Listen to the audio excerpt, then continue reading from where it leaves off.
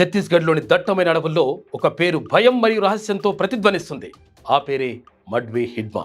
అతను ఒక సాధారణ గిరిజన యువకుడు, కానీ ఈ రోజు అతను భారతదేశంలోని అత్యంత వాంటెడ్ మావోయిస్టు నాయకుల్లో ఒకటిగా గుర్తించబడ్డాడు. కమ్యూనిస్టు పార్టీ ఆఫ్ ఇండియా మావోయిస్టులో కీలక వ్యక్తిగా ఎలా మారాడు?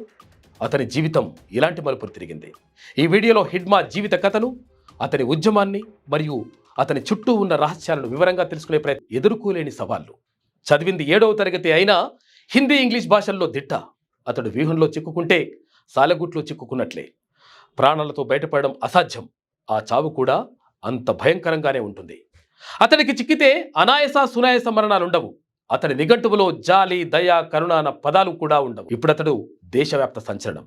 అతడే మడ్వీ హిడ్మా. ఛత్తీస్గఢ్లోని బీజాపూర్ జిల్లాలో 23 మంది జవాన్ల ప్రాణాలు కోల్పోవడంలో అతడే కీలక సూత్రధారి. తన కదలికలపై భద్రతా దళాలకు తానే సమాచారాన్ని అందించుకొని వారికి ఎరవేసి వారి ప్రాణాలు బలికొన్న కఠినాత్ముడు హిడ్మా. ఆ దుర్మార్గమైన ఆపరేషన్ కు సారథ్యం వహించింది ఇతడే. మావోయిస్టు దళంలో ఇతగాడికి అత్యంత కఠినాత్ముడైనటువంటి పేరుంది.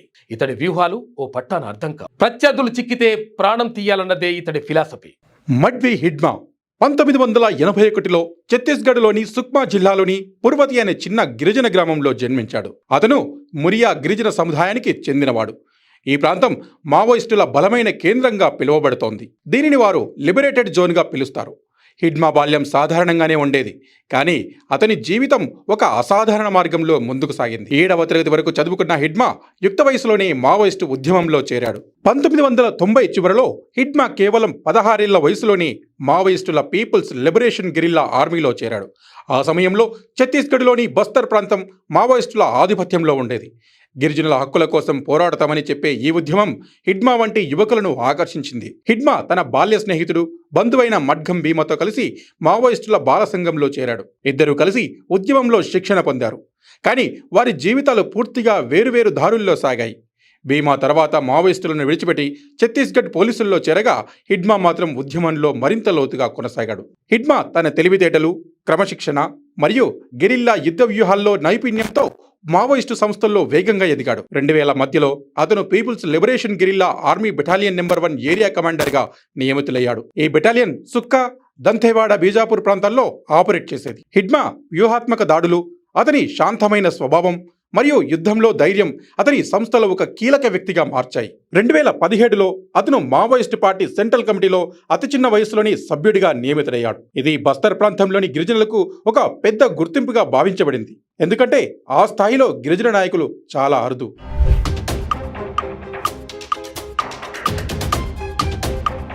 హిడ్మా పేరు భారత భద్రతా బలగాలకు ఒక పీడకలగా మారింది. అతను 2004 నుండి 27కు పైగా దాడులకు సూత్రధారిగా ఉన్నాడని ఆరోపణలు ఉన్నాయి. 2010లో దంతేవాడలో 76 మంది సిఆర్పిఎఫ్ జవాన్లు మరణించిన దాడి ఘటనలో, 2013లో బీరంఘాట్లో ఛత్తీస్గఢ్ కాంగ్రెస్ నాయకత్వాన్ని లక్ష్యంగా చేసిన దాడి, 2017 సుక్మాలో 37 మంది సిఆర్పిఎఫ్ జవాన్ల మరణం మరియు 2021లో బీజాపూర్ సుక్మా సరిహద్దుల్లో 22 మంది జవాన్లను చంపిన దాడి, ఇవన్నీ హిడ్మా నాయకత్వంలో జరిగినవని భావిస్తారు. అతని వ్యూహాత్మక దాడులు మావోయిస్టులకు అనేక విజయాలను తెచ్చిపెట్టాయి, కానీ అవి హిడ్మాను భారత భద్రతా బలగాలకు అత్యంత వాంటెడ్ వ్యక్తిగా మార్చాయి. అతనిపై 1 కోటికి పైగా బహుమతి ప్రకటించబడింది.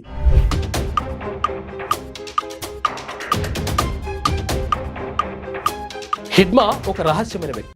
అతని ఇటీవలి ఫోటోలు భద్రతా బలగాల వద్ద లేవు. కేవలం 2007 నాటి ఒక గ్రైనీ ఇమేజ్ మాత్రమే అందుబాటులో ఉంది. అతను దట్టమైన అడవుల్లో 5 కిలోమీటర్ల భద్రతా వలయంలో జీవిస్తాడని చెప్తారు. స్థానిక గిరిజనుల మద్దతు అతడికి ఒక రక్షణ కవచంగా పనిచేస్తుంది. హిడ్మా శాంతమైన స్వభావం, సాంకేతికతపై ఆసక్తి మరియు ఇంగ్లీష్ పుస్తకాలు చదివే అలవాటు అతన్ని ఒక ప్రత్యేక వ్యక్తిగా చూపిస్తాయి. అతను స్థానిక బజార్లో సాధారణ వ్యక్తిగా వచ్చి తన ధైర్యాన్ని చాటుకున్న సందర్భాలు కూడా ఉన్నాయని సమాచారం. అతని 2వ భార్య రాజక్క కూడా మావోయిస్టు గెరిల్లా గ్రూప్లో భాగమని చెప్తారు. స్థానిక గిరిజనులకు హిడ్మా ఒక జానపద హీరో. అతను వారి సమస్యల కోసం పోరాడుతున్నాడని, వారి హక్కుల కోసం నిలబడ్డాడని వారు భావిస్తారు. కానీ భద్రతా బలగాలకు అతను ఒక అతిపెద్ద సవాలు. 2021లో అతన్ని పట్టుకోవడానికి దాదాపు 2000 మంది భద్రతా సిబ్బంది ఒక ఆపరేషన్లో పాల్గొన్నారు. కానీ హిడ్మా తన 400 మంది గెరిల్లాలతో వారిని అంతం చేశాడు.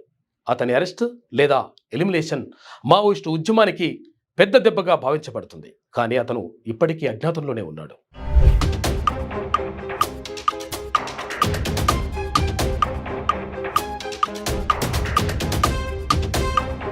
2025 నాటికి హిడ్మా ఇప్పటికీ భారత భద్రతా బలగాలకు ఒక పెద్ద లక్ష్యంగానే ఉన్నాడు. అతనిపై కోటి బహుమతి ఉంది మరియు అతన్ని పట్టుకోవడానికి ఎన్ఐఏ, సిఆర్పిఎఫ్ మరియు ఛత్తీస్గఢ్ పోలీసులు అనేక ఆపరేషన్లు చేపడుతున్నాయి. కానీ హిడ్మా ఒక వ్యక్తి కంటే ఎక్కువ. అతను ఒక సిద్ధాంతానికి, ఒక ఉద్యమానికి ప్రతీక. అతని అరెస్టు లేదా మరణం మావోయిస్టు ఉద్యమాన్ని బలహీనపరుస్తుందా, లేక కొత్త నాయకులు ఈ ఉద్యమాన్ని ముందుకు తీసుకువెళ్తారా? ఈ ప్రశ్నలకు సమాధానం భవిష్యత్తులోనే దొరుకుతుంది. మడ్వి హిడ్మా కథ ఒక సాధారణ గిరిజన యువకుడు నుంచి భారతదేశంలో అత్యంత వాంటెడ్ మావోయిస్ట్ నాయకుడి వరకు సాగిన ఒక అసాధారణ ప్రయాణం. అతను హీరోనా, విలనా అనేది పక్కన పెడితే ఇప్పుడు దేశవ్యాప్తంగా చర్చకు కారణమయ్యాడు. భద్రతా బలగాలకి వెన్నులో వణుకు పుట్టిస్తున్నాడు. ఇది ఇవాల్టి స్పెషల్ స్టోరీ.